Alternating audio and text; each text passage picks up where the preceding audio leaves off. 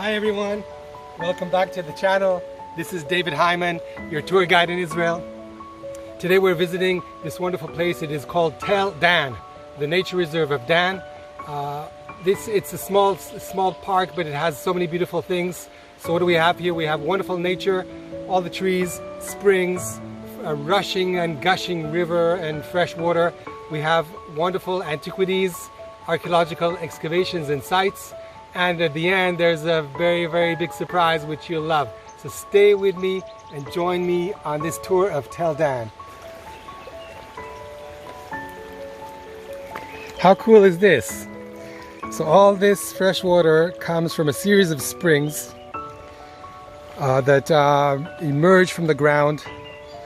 This water is really cold. It's about 15 degrees temperature.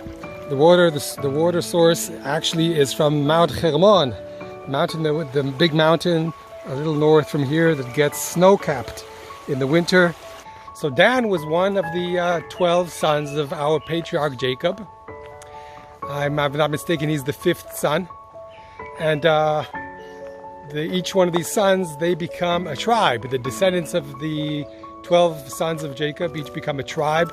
And when the tribes return back to this land, after the exodus from Egypt, each tribe is allocated a region in the country where they can start settling and living. So we've arrived at the cultic center, the place of sacrifice. In the book of first book of Kings, we read about following the division of the kingdom of Solomon, Jeroboam, we call him Yerovam, established a cult at Dan as an alternative to the one at the temple in Jerusalem. So guess what? That cultic center was found in the excavations by Professor Avraham Biran, and here they are. So what do we have? First we can see like a basin, okay, to gather all the liquids, and here is the altar. There's a staircase that leads up. This has been restored so we can see the height. You see the corners of the altar were built in this kind of shape. One of these corners actually was found. And then there's a staircase that leads up to what they call in Hebrew a bama or a bima. In English, I would call it the high place of sacrifice. And this is where the sacrifices would take place. You can see it's a large platform built up with beautifully carved rocks. And it is facing Mount Hermon, the mountain over there.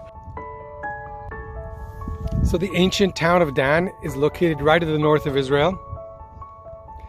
And to prove it, I can show you these trenches that the Israeli army used for about 20-30 years when this was right on the frontier all the way up north with our neighbors Lebanon.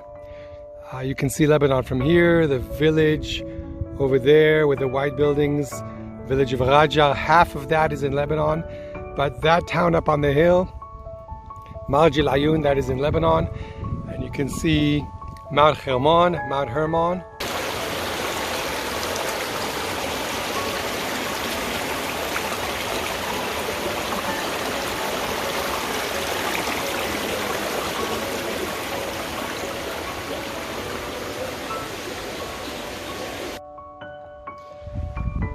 Yeah, I apologize for this. The place I wanted to show you is being restored. Looks like they've removed the roof, so they've covered it with this nylon to preserve it. This is 4,000 years old. It is called Abraham's Gate. This is the kind of model of what it might have looked like. This was the gate to the city in the days of Abraham, in the Middle Bronze period, 4,000 years ago. We read in the Bible that Abraham was involved with a battle between the 4 kings to the 5 kings. This happens, you can read this in the book of Genesis chapter 14. And here, follow me. And when Abraham heard that his brother was taken captive, he led forth his armed men, born in his house 318, and pursued them as far as Dan. So because we know that Abraham lives in this time frame of the Middle Bronze period, 4,000 years ago. And the gate that I can't show you, but you can see the model, is from that exact same time. They call this Abraham's Gate. Is it possible that when Abraham came here in pursuit of his nephew Lot, he entered the city of Dan through this exact gate?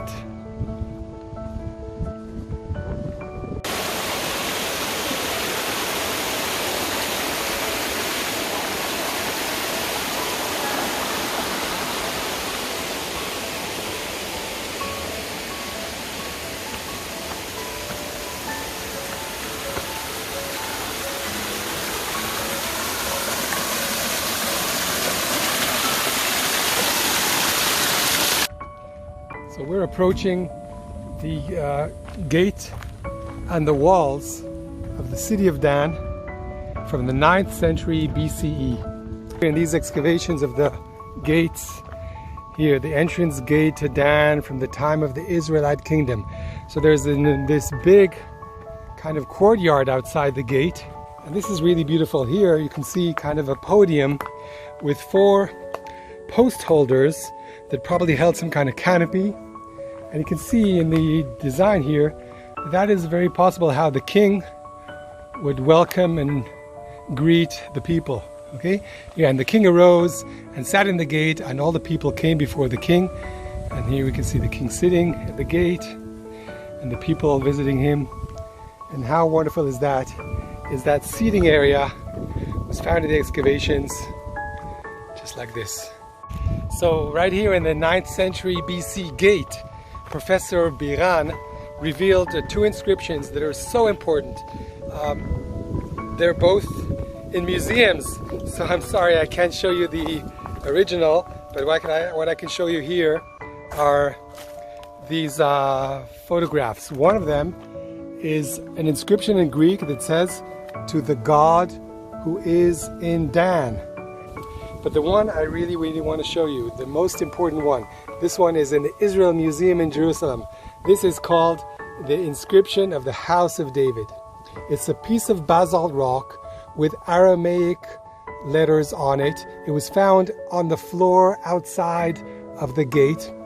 And what it is, it's a piece of a victory kind of declaration by one of the kings of the north, one of our enemies, the king of Aram. And he gives a whole long list of armies and enemies that he defeated, and one of them is King Ahaz from the house of David, Beit David, from the house of David, an Aramaic inscription on a victory stele mentioning for the first time the house of David. So why is this so important? King David, and the name David is the name that is mentioned the most times in the Bible. And this is the first time that archaeological proof of the existence of the house of David was ever found. Okay, remember I promised a surprise at the end. This is it. So the National Parks Authority arranged this beautiful pool for families and adults to walk in and enjoy the coolness of the water. So yeah, let's go in and check it out. Oh wow. This is great, refreshing. It's just us. There's a family there, family here. This is wonderful. Okay, everyone, this is where we end our tour of Tel Dan. I hope you enjoyed it. I enjoyed it very, very much. Hope to see you soon again on our channel in other sites of Israel. Stay with me. Stay tuned. See you in Israel. Shalom, shalom. Take care. Bye-bye.